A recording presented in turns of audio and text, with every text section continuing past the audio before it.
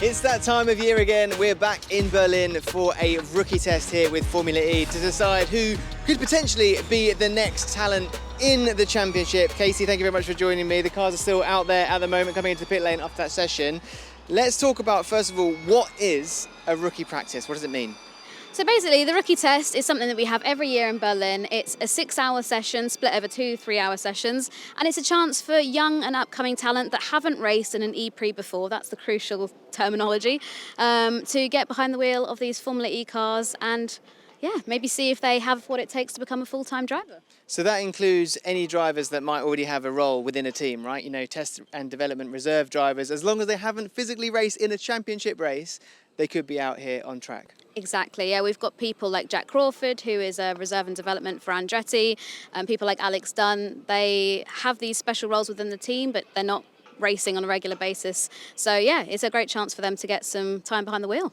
Let's discuss a bit more about the level of talent that we do have here, because every time we have one of these rookie tests, I think it feels a bit like almost an understatement to call it rookies. You know, we're talking about reigning F3 champions, you know, F2 race winners, F1 Academy title winners. We've got so much talent on display here. Calling them rookies seems unfair. I know, yeah, so many champions, just such an incredible amount of talent, from single-seaters, some tin tops, like you name it, there's people in these cars that have driven it. It has to be said as well is the impact of these rookie tests. Now, I was looking down the current grid of Formula E. 9 drivers, almost half the grid, came through that rookie test program, that system. And you know, within that, you've got race winners, title contenders, title winners. The precedent is there, the pathway is there, isn't it? It's so true. And I feel like every year we come on here and we talk about the talent that's maybe impressed us. And then a few seasons later, they're here. I remember talking with you in season 9, and people like David Beckman was getting a chance, and he's now in the Cupra Kiro garage, you know, racing this weekend at his home race.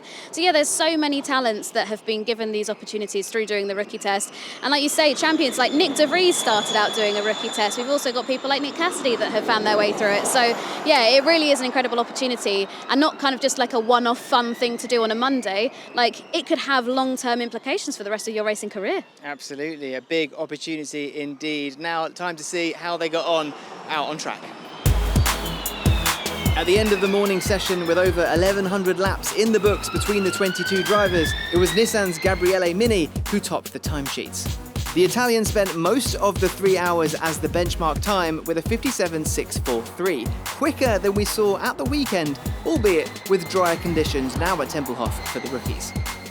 Kush Maini, the first Indian FIA Formula 2 race winner, wound up second. The Mahindra driver set the pace at the Jeddah rookie free practice session earlier this season and continues to impress in Formula E machinery. He clearly feels at home in the GEN3 Evo. Overall, very competitive. I think both me and the one ahead of me were quicker actually than Pascal, which obviously different conditions, but honestly, that's a very positive note to start with. So yeah, I feel very comfortable in the car.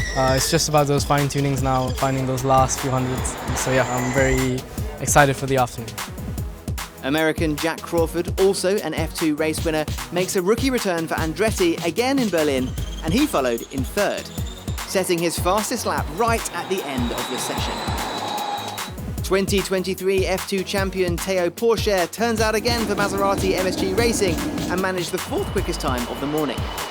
Swedish Bosnian Dino Beganovic came home 5th in the Mahindra, with Arthur Leclerc, brother of Ferrari's Charles, 6th on his first appearance in a Formula E car since he tested back at Marrakesh with Venturi in the Gen2 era, all the way back in 2019.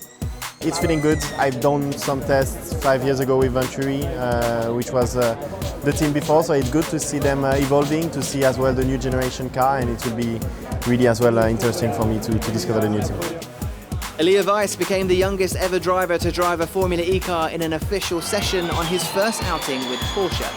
The German tallied 46 laps and plenty of kilometres under his belt on the way to 21st position. Abbi Pulling topped Formula E's groundbreaking women's test back in Madrid last year, and the Nissan development driver made a return to the cockpit here in Berlin. The Brits and compatriots Jamie Chadwick and Ella Lloyd finished the morning session running 17th, 18th and 20th, and with more than 150 laps between them, busy development programmes. Obviously it's a lot different to what I'm used to. You've got a lot going on the wheel, and then yeah, driving style is a lot more like V everything off and you've got to do everything kind of straight, like straight braking, and you know, you've got to be straight on the throttle. So it's just getting back into, you know, that technique instead of getting off the brake and rolling the speed in. It doesn't kind of work in this car. So yeah, just getting back into the swing of things. It's been good. It's my first time doing a proper full day, in a long time, so you forget how much actually goes into these cars and all the systems, everything, especially off the back of the weekend. It feels like there's a long job list, but it's good. Enjoying it, enjoying the experience as always, and yeah, it's nice to be here in Berlin. Just a couple of seconds split the field from Mini in first and Leonardo Fornaroli in 22nd. Plenty of learnings and data to take into the afternoon session. It's a very nice opportunity. You never know in the future what can happen. I felt very good in the car this morning. Looking forward to work again in the afternoon. So yeah, it's a pleasure for me to be here today. All 22 drivers were split by just 1.5 seconds on a super competitive afternoon, as teams put the rookies through their paces with stack development programs. As in the morning's running, more than 1,000 laps were clocked up between the drivers. Nissan's Gabriele Mini followed up the morning's benchmark with the fastest time of the afternoon's running. The Nissan driver's 57.428 lap was a couple of tenths quicker than it'd gone in the morning. In the end, I'm quite happy. Straight away from the first sessions, we were quite strong. We topped both morning and afternoon, and both 300 and 350 kilowatts. So very satisfied, very happy with the work done. As I said before, the goal was to show the speed and to give the best feedback as possible to the team. And I think both of them have been achieved, so I'm quite satisfied. DTM star Ian Jan Guven followed in second spot. The Porsche driver only just over 2 tenths back on his maiden outing with the team. We start with getting used to the car. For sure, for me, it's a different experience. I'm a GT driver, so without any single-seater background. So yeah, the first session was understanding a bit of the tire and the car, and I think second session we start to push a bit more, which at the end I'm really happy with the result, and I'm really happy with the way we work with the team. Yeah, I think it's quite positive day. I enjoy a lot, and it was a nice day. Kush Maini produced a time quick enough for another top 3 berth, with Brit's Callum Voisin 4th for Cooper Kiro. Neil McLaren's Alex Dunn wound up 5th quickest, following up a maiden free practice outing for the McLaren Formula One team in Austria. And Jack Crawford rounded out the top 6 for Andretti. Had some good running this morning, got up to speed quite quickly, which is nice. A lot quicker than I did last year at the test, with now a bit more experience.